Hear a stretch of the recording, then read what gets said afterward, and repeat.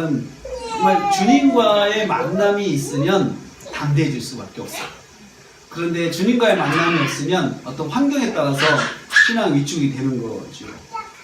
그런데 비신앙 세계에서도 요즘에 보면 우리 사회 현상 보면은 또 동성애라든지 여러 어떤 정상적인 삶을 사는 사람들의 운동하는 것, 인권이라는 이름으로 그 운동하는 걸 보면은 이 사람들도 목숨 걸고 하는 걸 봐요.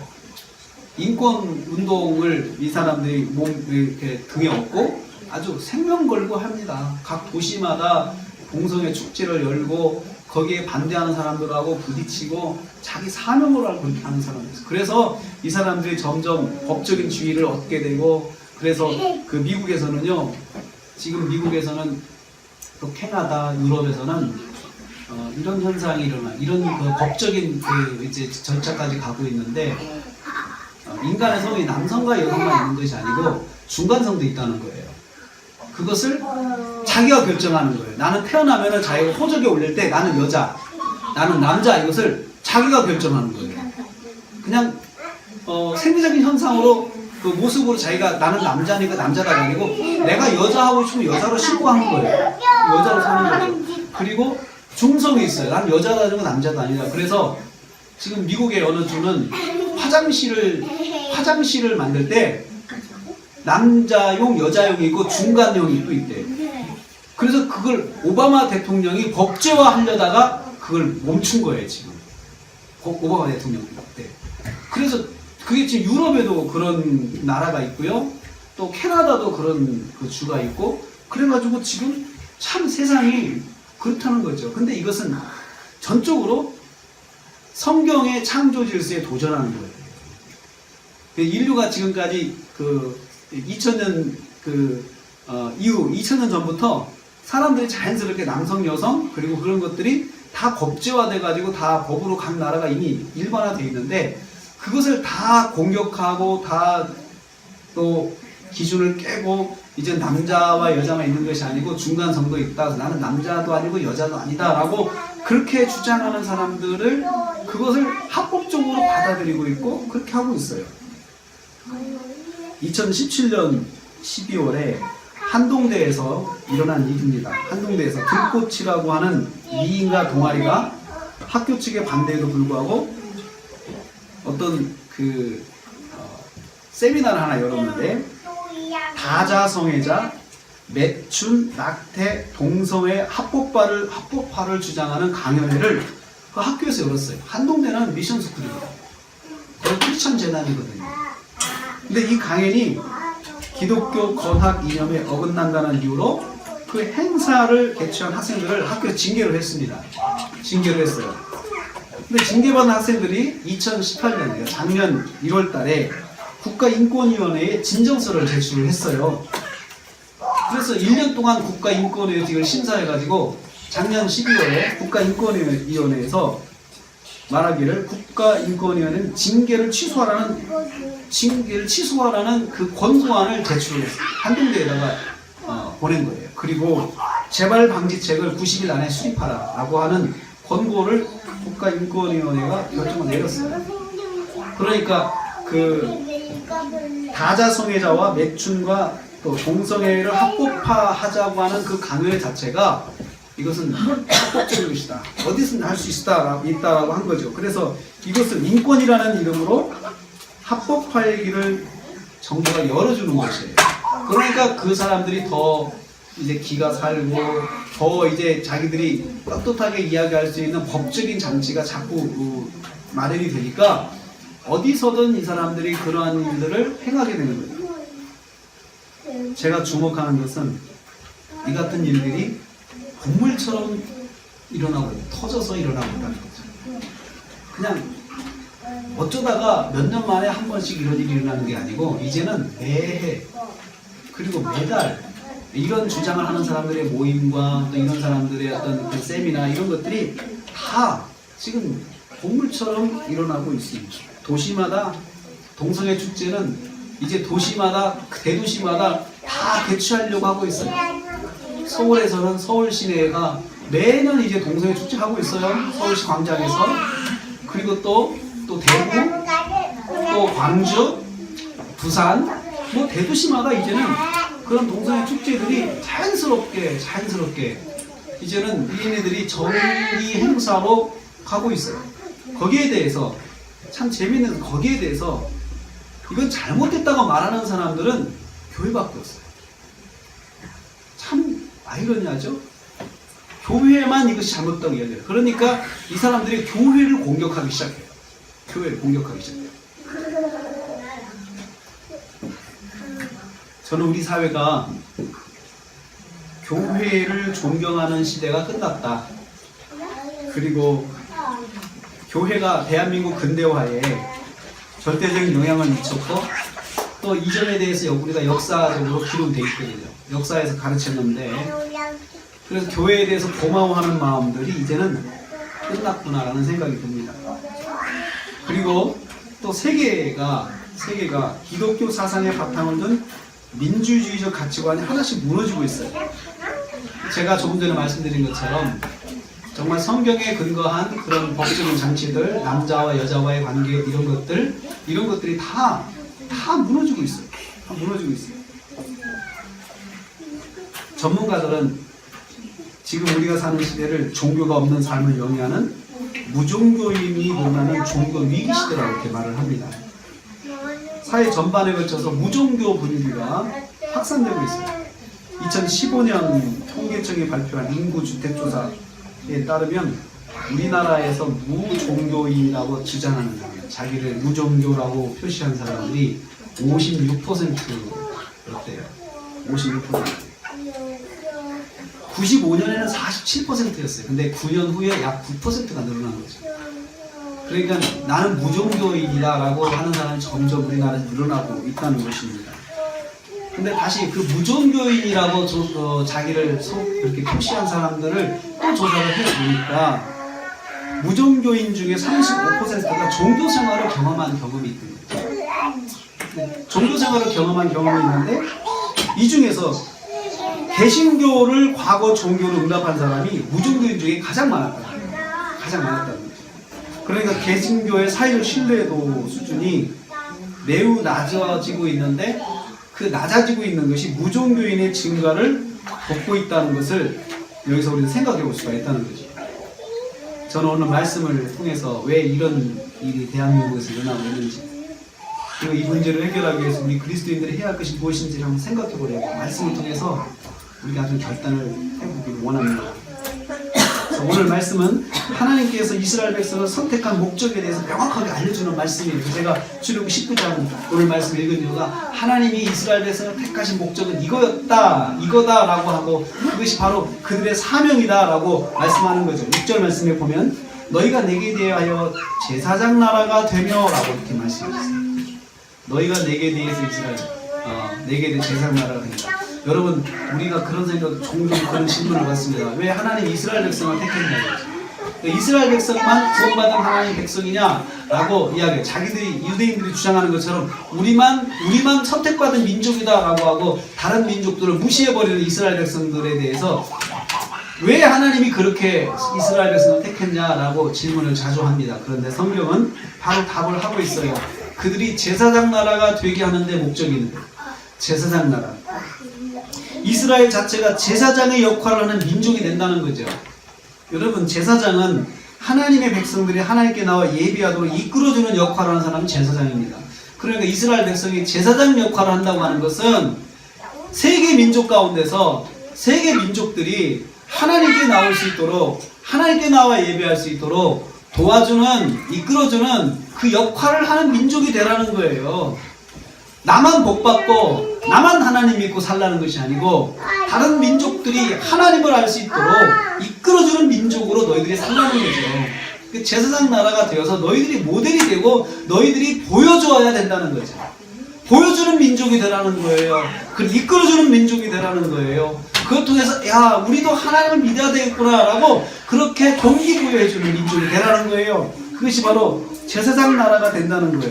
제사장 나라가. 우리 성도들을 영적인 이스라엘이라고 합니다.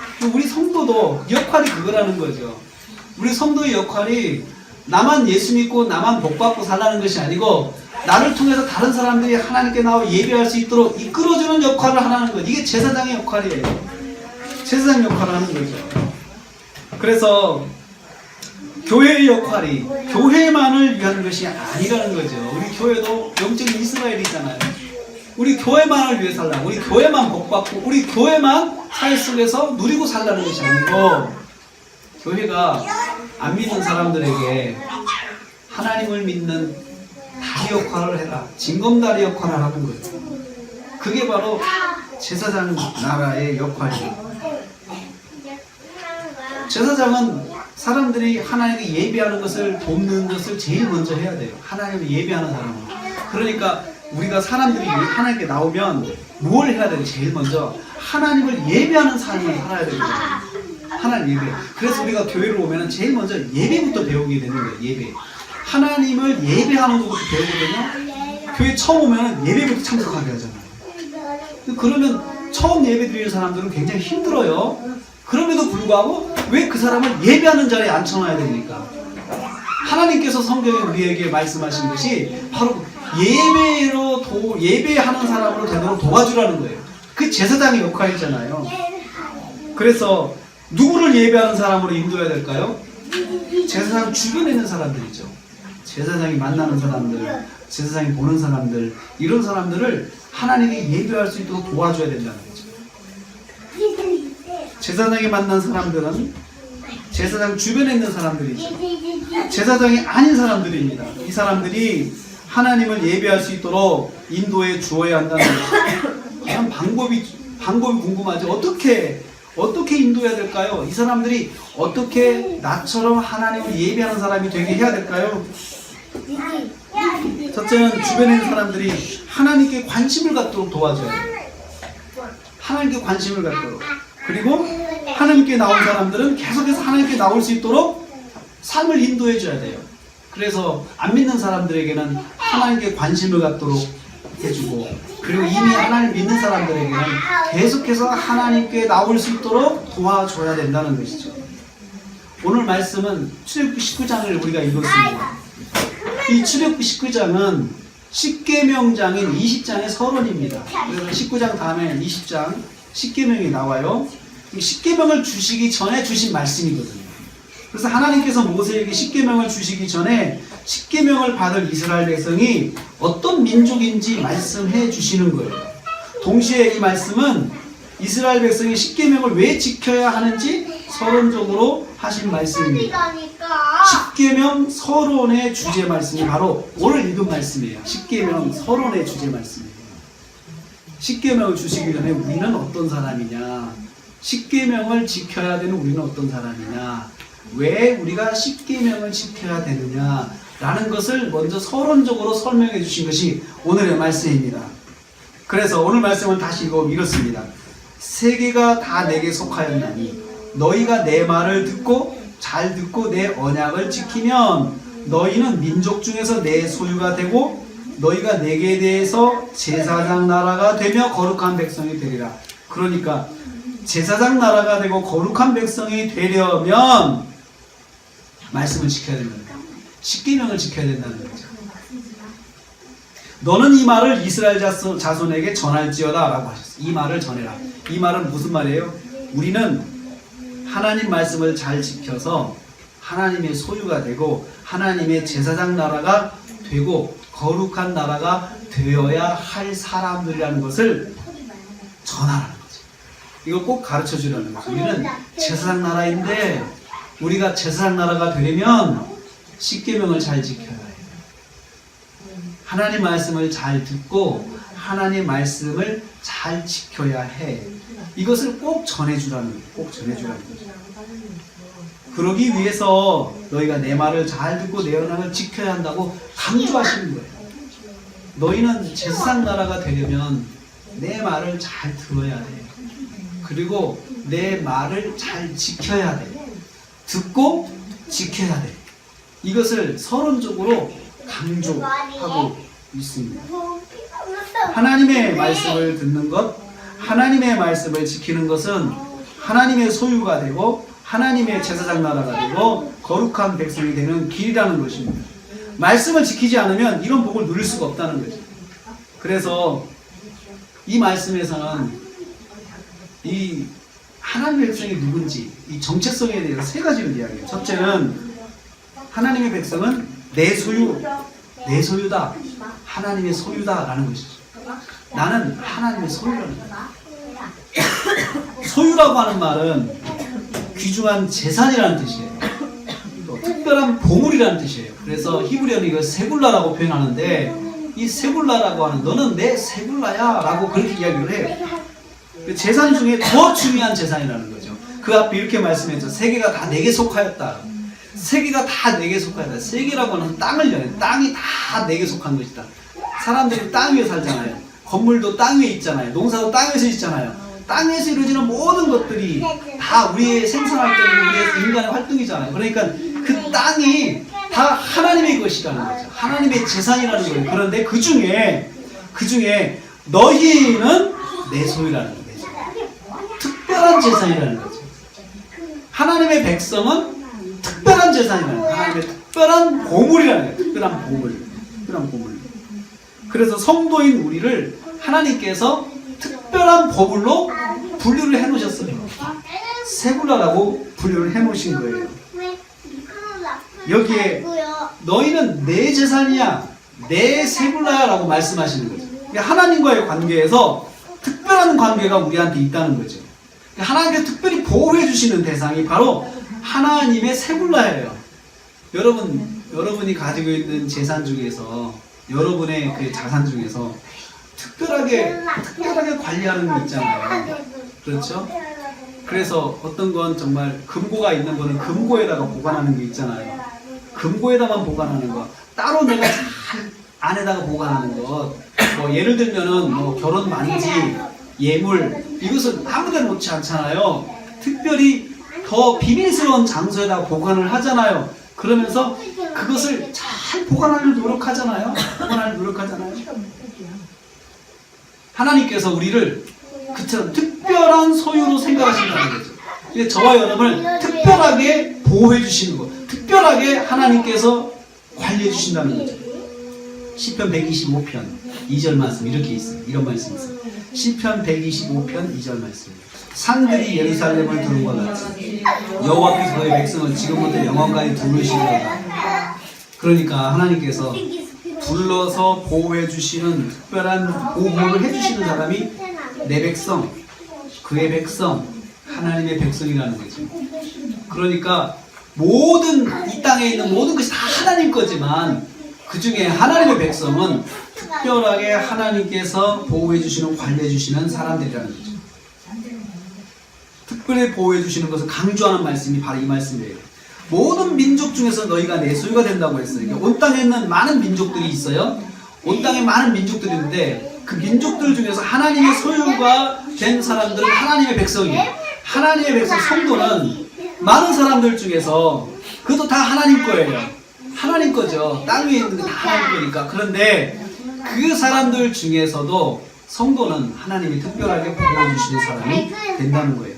여러분, 저는 우리가 기도할 때 이 말씀을 붙잡고 이런 말씀을 딱 의지하면서 기도해야 돼요. 하나님, 우리 사랑하는 자녀가 아들이 하나님의 특별한 소유라고 말씀하셨잖아요. 특별한 소유니까 하나님께서 보호해 주신다고 하셨잖아요. 보호해 주세요. 특별한 소유로서 하나님께서 보호해 주세요. 이렇게 말씀 붙잡고 기도할 수가 있어요. 그냥 하나님 보호해 주세요 이렇게도 하지 말고 이렇게도 할 수 있지만 특별히 말씀을 의지해서 하나님께서 특별한 소유라고 말씀하셨는데 하나님 내 아들을, 내 자녀를, 또 우리 남편을, 또 사랑하는 아내를 하나님 특별하게 보호해 주세요. 그렇게 기도할 수가 있는 거예요. 그 말씀 붙잡고 그렇게 말씀하셨지 않았어요 하나님? 그러면서 하나님께 그렇게 말을 할 수가 있어요. 특별히 보호해 주시는 대상이 된다는 거죠. 하나님은 택하신 백성들만 하나님의 특별한 소유로 삼으십니다. 하나님의 특별한 소유가 되는 것을 하나님의 백성이 받은 축복이라고 하는 거죠. 우리는 그 축복을 받은 거예요. 특별한 소유로 축복을 받은 거죠. 그런데 여러분, 이 특별한 축복을 주신 데는 이유가 있다는 거예요. 이유가. 특별한 소유를 저희 주신 데는 이유가 있다는 거죠. 그게 바로 제사장 나라 역할을 하라는 거예요. 제사장 역할. 제사장 역할을 하게 하기 위해서 하나님께서 그렇게 만드신 거예요. 여기서 한 가지 더 생각해 볼 수 있어요. 성도가 성도를 대할 때도 성도를 단순히 그냥 개인으로 보지 말고 이 사람은 하나님의 소유다, 하나님의 세굴라라고 생각하고 성도를 대해야 된다는 거죠. 성도끼리도 그렇죠. 또 내가 내 자녀를 대할 때도 이건 내 자녀야 라는 것보다 더 앞서는 게 있어요. 하나님의 특별한 소유, 세굴라예요. 그래서 내가 그 자녀를 존중해야 되고 우리가 성도를 존중해야 되고 성도 한 사람 한 사람을 사랑으로 섬겨야 되는 이유 하나가 뭐냐면 그분이 바로 하나님의 세굴라예요. 그래서 그 사람을 하나님의 세굴라로 대하는 것이 곧 하나님을 존중하는 거예요. 하나님의 것을 함부로 대하는 것은 곧 하나님을 함부로 대하는 거와 똑같은 거예요. 그래서 우리가 성도를 함부로 대하는 것은 하나님을 함부로 대하는 것이에요. 내가 내 자녀를 함부로 대하는 것은 하나님을 함부로 대하는 것이에요. 하나님의 사람들을 함부로 대하는 것은 바로 하나님에 대한 나의 태도와 내 생각을 그대로 드러내는 것이라는 거죠. 둘째로 하나님의 백성은 제사장 나라입니다. 오늘의 주제 말씀이죠. 제사장 나라라고 하는 것은 역할과 사명을 말하는 거예요. 앞에서 하나님의 소유라고 하는 것은 축복을 말하지만 여기서는 우리의 사명이에요. 축복을 받은 사람들의 사명이죠. 제사장 역할을 한다고 하는 것은 사람들이 하나님께 나올 수 있도록 이끌어주는 역할을 하는 거죠. 오늘날로 말하면 목사님이죠. 목사님의 역할은 성도들 예배를 드릴 수 있도록 인도해주고 이끌어주는 거죠. 때로는 권면을 하죠. 주일을 꼭 지키셔야 됩니다. 또 주일날 같이 예배를 잘 드립시다. 이게 목사의 역할이죠. 목사가 그렇게 성도들이 예배를 잘 드릴 수 있도록 이끌어줘야 되는 거죠. 무엇보다도 목사님이 해야 될 일 중에서 성도들이 예배를 잘 드릴 수 있도록 돕는 일이 최고의 일이에요. 최선의 일이에요. 예배를 드리지 못하도록 성도들을 방해하고 막는 것은 그건 목회자가 아니에요. 그건 제사장이 아니에요. 그리고 성도들이 예배를 등한시하는데 그 등한시하는 성도들을 그냥 가만히 놔두는 것도 제사장 역할이 아닌 거예요. 예배를 드릴 수 있도록 권면하고 돕고 인도해줘야 되죠. 모든 민족 가운데 하나님 택하신 사람들이 하나님께 나올 수 있도록 이끌어주는 거죠. 그래서 우리가 만나는 사람들을 하나님께 예배할 수 있게 이끌어줘야 되는데 문제는 뭐냐면 이 사람이 정말 하나님 택한 사람인가 아닌 사람인가 우리가 알 수가 없어요. 그런데 그것은 우리가 할 일이 아니에요. 우리는 모든 사람들, 만민이 하나님께 나와서 예배할 수 있도록 우리는 이끌어줘야 될 사명이 있는 사람이에요. 그 사람이 하나님 택한 백성이 아니기 때문에 내가 전도를 안 한다 이렇게 생각하지 말고 그건 내가 모르지만 이 사람도 하나님께 구원받아 하나님의 백성이 되었으면 하는 마음으로 그 사람을 이끌어주는 거죠. 또 우리가 만나는 사람이 하나님께서 그런 뜻을 주셨다고 생각하고 이끌어주는 거죠. 제사장의 역할을 하는 거죠. 바로 이 말씀은 선교적 삶을 살아야 한다는 거예요. 선교적 삶을. 우리가 생활 속에서 복음을 전하는 삶을 살아야 되는 이유가 우리가 제사장이기 때문에 그렇다. 제사장이기 때문에. 이 사명이 마태복음 28장 18절 20에서 20절에 있는 지상명령과 연결이 돼요. 이 제사장의 사명을 한번 읽어볼까요? 마태복음 28장 18절 20절 우리가 잘 아는 말씀이지만 다시 한번 보겠습니다. 너희는 제사장 나라다. 제사장 나라다라고 이 말씀이 바로 마태복음 28장하고 연결이 돼요. 18절에서 19절 20절 같이 읽겠습니다. 시작. 예수께서 나와 말씀하여 이르시되 하늘과 땅의 모든 권세를 내게 주셨으니 그러므로 너희는 가서 모든 민족을 제자로 삼아 아버지와 아들과 성령의 이름으로 세례를 베풀고 내가 너희에게 분부한 모든 것을 가르쳐 지키게 하라. 볼지어다 내가 세상 끝날까지 너희와 항상 함께 있으리라. 아멘. 이 말씀에서 모든 민족을 제자로 삼으라. 모든 민족이 하나님께 나와서 예배할 수 있도록 제사장 나라가 되라. 이거랑 똑같은 거예요. 모든 민족을 제자 삼아서 하나님 백성이 되게 하라 라고 하는 것입니다. 너를 통해서 다른 사람들도 하나님의 세굴라가 될 수 있도록 네가 이끌어주라 이거죠. 이 말씀이 다시 사도행전 8장 1장 8절로 이어집니다. 사도행전 1장 8절 보시죠. 사도행전 1장 8절. 사도행전 1장 8절 같이 읽습니다. 시작. 오직 성령이 너희에게 임하시면 너희가 권능을 받고 예루살렘과 온 유대와 사마리아 땅끝까지 이르러 내 증인이 되리라 하시니라. 여기서 모든 민족의 복음을 전하여 하나님의 백성이 되게 하라는 말씀이죠. 내 증인이 되리라. 내 증인이. 근데 어디에서요? 예루살렘, 온 유대, 사마리아 땅끝. 이것도 온 땅이잖아요. 온 땅. 우리가 사는 온 땅에서 복음의 증인이 되라. 복음의 증인이 된다고 하는 것은 그 사람이 하나님을 알고 하나님을 예배하는 사람으로 이끌어 주라는 거죠. 두 말씀은 모두 제사장 나라가 되라는 말씀에 뿌리를 두고 있습니다. 땅끝까지 다니면서 모든 민족이 하나님 예배할 수 있도록 이끌어주는 제사장 역할을 잘 감당하라는 말씀이죠. 셋째로 하나님의 백성은 거룩한 백성이다라고 했어요. 거룩한 백성. 그래서 그 말씀을 그렇게 읽었죠. 너희가 내게 대하여 제사장 나라가 되며 거룩한 백성이 되리라. 여기서 거룩한 백성은 두 가지 의미가 있습니다. 첫째는 하나님께서 따로 떼어서 구별하여 둔 백성이라는 뜻이죠. 여기 이렇게 모여있는 사람들 중에서 따로 빼내가지고 이쪽으로 불러낸 사람들이 바로 거룩한 사람들입니다. 앞에서 언급된 세굴라와 같은 뜻입니다. 하나님께서 특별히 관리해 주시고 인도해 주시는 사람들입니다. 이 사람들이 바로 거룩한 백성이죠. 무엇이든지 하나님께서 특별한 모양으로 부어주는 사람들이에요. 그래서 여러분, 특별한 사람들, 거룩한 사람들에게는 하나님께서 특별하게 부어주세요. 특별한 방법으로 부어주세요. 우리 그렇잖아요. 혜택이라는 게 있어요. 혜택. 이 따로 떼어놓은 사람들에게 하나님께서 특별한 방법으로 특별하게 복을 주시고 다른 사람들하고 다르게 특별하게 응답하시고 다른 사람들하고 다르게 특별하게 역사해 주시고 그것이 바로 거룩한 백성이라는 뜻이에요. 복을 주실 때 세상 사람들과 차원이 다른 모습으로 복을 주십니다. 눈에 돋보이게 하신다는 거죠. 복을 받아도 정말 세상 사람들이 생각하지 못하는 세상 사람들과 차원이 다른 복을 받게 하신다는 거예요. 그럼 한 가지 여기서 반대됐어요. 징계를 받을 때도 차별적으로 징계를 받아요. 이건 진짜 하나님이 혼나는 거다. 누구나 알 수 있게 징계를 받아요. 둘째로 거룩한 백성은 모델이라는 뜻입니다. 모델. 따로 떼어두면 모든 면에서 눈에 띄게 됩니다. 누구의 눈에는 돋보이게 됐죠.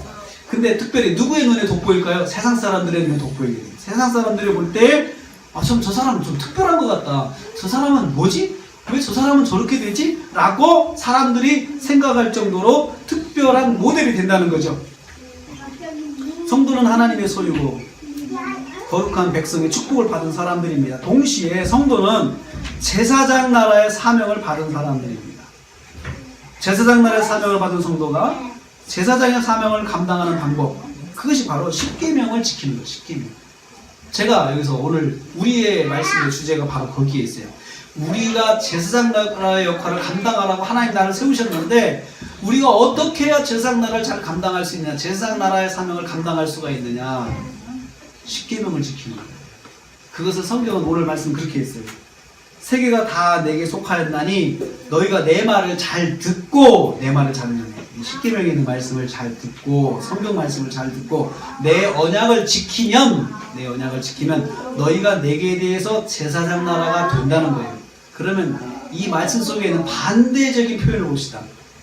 너희가 내 말을 잘 듣지 않고 내 언약을 지키지 않으면 내게 대하여 제사장 나라가 될 수가 없다. 제사장 나라 역할을 못한다는 거죠. 제가 처음에 서론에서 그 말씀을 드렸어요. 우리 사회가 그리스도인들에 대한 그런 존중감 이제는 없어졌어요. 교회에 대한 존중감 없어졌어요. 오히려 교회에 대해서 도전하고 교회 가치관에 도전하고 교회조차도 인권이라는 이름으로 세상이 간섭하기 시작했어요. 왜 그런 일이 일어났습니까? 우리 교회가 먼저 하나님의 말씀을 듣지 않아서 그래요. 내가 먼저 하나님의 말씀대로 살지 않아서 그래요. 그것이 오랜 기간 동안, 적어도 우리 한국 사회에서 약 20년 이상 동안 지속됐어요. 20년 이상 동안 지속됐어요. 우리 예수 믿는 사람들이 하나님 말씀대로 살지 않는 것을 사람들이 봤어요. 예수 믿는 사람들이 성경 말씀대로 살지 않는 걸 봤어요. 유명한 목사님이 성경 말씀대로 하지 않는 것을 봤어요. 사람들이. 그걸 보면서 사람들이 생각해서 성경이 아무것도 아니구나. 하나님 믿는 사람도 성경을 우습게 하는데 우리는 더 그 성경과 상관이 없구나 라고 생각을 하게 된 거예요. 그래서 성경에서 남자와 여자가 결혼하고 가정을 이뤘다는 그 자체를 이제는 무시하기 시작해요. 그게 어딨어? 그런 말이 어딨어? 그런 것이 어딨어? 내가 원하는 대로 사는 것이지 우리가 언제부터 하나님이 정해준 기준대로 살았다는 것이야? 라고 하면서 도전하기 시작하는 거죠. 절대적인 기준, 성경적 가치관이 무너지고 이제는 상대적 기준의 인본주의가 확장되고 있어요. 상대적 기준. 내가 좋은 게 선이에요. 이제는 하나님께서 말씀하신 것이 선이 아니고 내가 좋은 게 선이에요. 그러다 보니까 사람이 어찌 항상 같은 상태입니까? 나이를 먹어도 좋아하는 입맛이 달라지는데, 그러니까 사람이 좋아서 좋은 것이 옳은 것이다 라고 하는 기준이 항상 달라지는 거예요. 항상 달라지는 거예요. 적어도 성경적 가치관이 있었을 때는 정말 사람들이 이건 잘못됐어 라고 생각을 했어요. 그런데 지금은 그게 아니에요. 그게 전혀 없습니다. 그런 거. 왜 이런 일이 일어났습니까? 우리 사회가 절대적 기준이 무너져 상대적 기준이 활개치는 이유가 바로 여기 있어요. 우리 성도들이 제사장 역할을 못하고 있기 때문에 그래요. 우리 성도들이 우리가 결국은 생활 속에서 제사장 역할을 못하는 거예요. 내가 하나님 말씀으로 기준 삼아가지고 이건 아닙니다 라고 하면서 내가 거절하고 그러질 못하는 거예요. 내 유익 앞에서는 말씀도 중요하지가 않은 거예요. 하나님 말씀대로 순종한 삶을 살지 않아서 우리가 제사장의 권위가 무너진 거예요. 제사장의 권위가 무너졌어요. 목사님의 권위가 무너졌잖아요. 정말 큰 교회 존경받던 목사님이 나중에 욕심을 부리면서 그 교회를 혼란에 빠뜨리면서도 하나님의 뜻을 이야기하고 성령의 인도하심이라고 이야기하고 그냥 막 그러니까 사람들이 혼란이 일어나는 거예요. 혼란이 일어나는 거예요. 제사장의 권위가 무너졌고 사람들이, 세상 사람들이 실망하기 시작하면서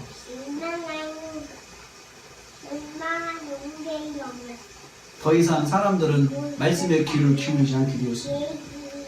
교회 안에서도 성도들이 무너진 제사장의 권위에 실망하고 교회를 떠나는 일들이 많이 있습니다. 아까 말씀드린 것처럼 무종교인 중에서 종교생활 했던 사람들이 35%였는데 그 35% 사람들 중에서 대다수의 사람들이 우리 개신교 출신, 개혁교회 출신들입니다. 기성 교회에서 실망한 사람들. 왜 실망했습니까? 제사장의 권위가 무너진 데에 대해서 실망한 거죠. 제사장의 권위를 어떻게 무너뜨렸습니까? 말씀을 지키지 않은 거예요. 지금 우리 성도들이 시작해야 할 일이 있습니다. 저는 그렇게 생각해요. 지금 이 시대에 정말 교회가 해야 할 일이 뭐냐?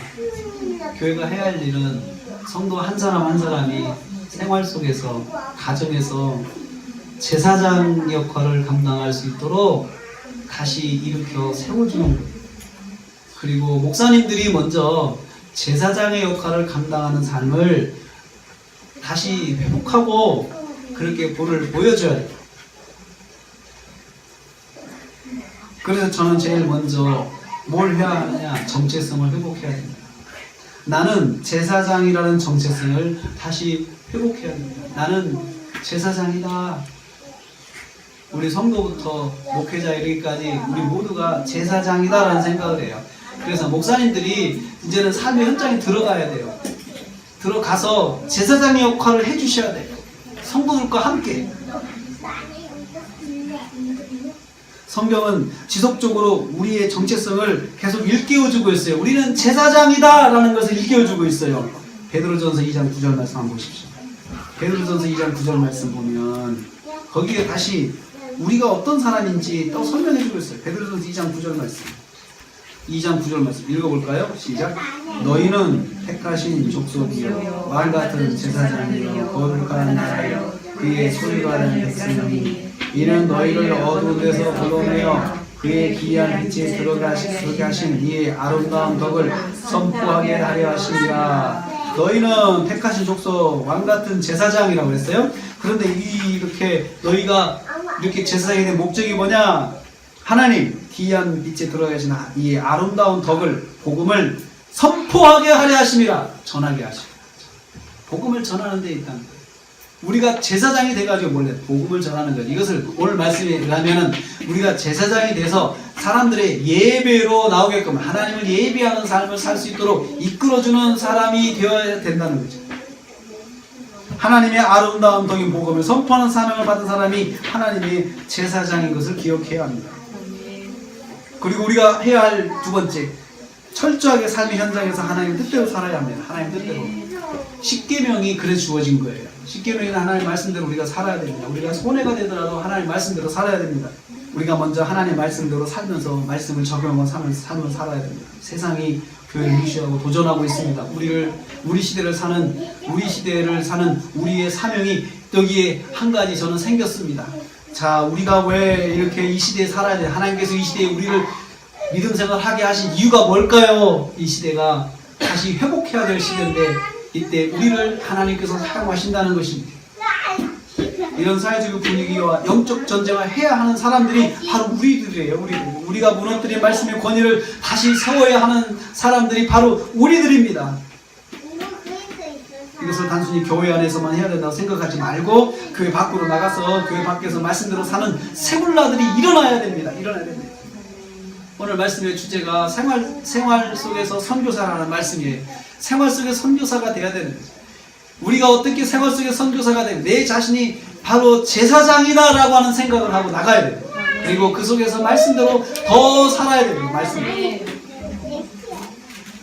하나님이 살아계심을 보여주는 제사장이 되어야 돼요. 제사장이 먼저 하나님을 경외하는 삶을 보여주어서 하나님 말씀을, 하나님이 거룩하심을 보여줘야 됩니다. 내가 먼저 하나님 말씀을 존중하지 않는데 세상 사람들이 나를 통해서 하나님을 존중할 수 있겠습니까? 내가 무시하는 하나님, 세상 사람도 똑같이 무시하는 거죠. 사랑하는 성도 여러분, 우리 교회 성도들 많지 않습니다. 적습니다. 수가 적습니다. 그렇지만 우리가 할 수 있는 일이 있습니다. 적어서 못하는 일이 있습니다. 그렇지만 우리가 할 수 있는 일, 누구보다도 더 잘할 수 있는 일이 있어요. 제사장의 역할을 감당하는, 세상에 나가서 제사장의 역할을 감당하는 것은 나를 통해서 사람들이 예수를 믿게 하는 거죠. 예수를 알게 하는 거죠. 우리 시간 잠깐 기도하기 원합니다. 하나님, 우리가 이 시간 주님 앞에 나왔습니다. 제사장의 역할을 감당하는 저희들이 이 자리에 나왔습니다. 주님, 저희가 이렇게 예배하는 것처럼 우리가 가까이 있는 분들도 예배하는 사람이 되게 해주시옵소서. 예배하는 사람으로 세워주시옵소서. 나를 통해서 사람들이 주님께 예배하는 사람으로 예배하는 자리에 나오게 해주시옵소서. 그러기 위해서 내가 말로만 하는 것이 아니고 내가 먼저 하나님의 말씀을 듣게 하옵소서. 오늘 말씀처럼 너희가 내 말을 듣고 내 언약을 지키면 이라고 말씀하셨습니다. 너희가 내 말을 듣고 잘 듣고 내 언약을 지켜야 된다고 말씀하셨습니다. 먼저 제사장으로서 하나님의 말씀을 먼저 듣게 하시고 하나님의 말씀을 잘 지키고 순종하게 하옵소서. 그래서 나를 통해서 가까이 있는 분들이 하나님께 예배하는 자리로 나오게 하여 주시옵소서. 우리 같이 한번 잠깐 기도하겠습니다. 하나님, 사랑하는 가족들, 하나님 나를 통해서 하나님 예배하는 자리로 나오게 하여 주시옵소서. 내가 하나님의 세굴라, 하나님의 제사장이 되어서 하나님께 내 사람들 예배하는 자리로 되게 하여 주시옵소서. 하나님, 나를 먼저 하나님 말씀을 잘 듣는 자가 되게 하여 주시고 하나님 말씀을 잘 순종하는 자가 되게 하여 주시옵소서. 하나님, 감사합니다. 우리를 세굴라로 복 주시고 그리고 우리가 이 복을 받아서 제사장의 역할을 감당하기를 원하신다 말씀하셨습니다. 하나님, 나를 통하여서 사랑하는 가족, 사랑하는 친구, 사랑하는 직장의 동료들이 하나님께 예배하는 자리로 나오게 하여 주시옵소서.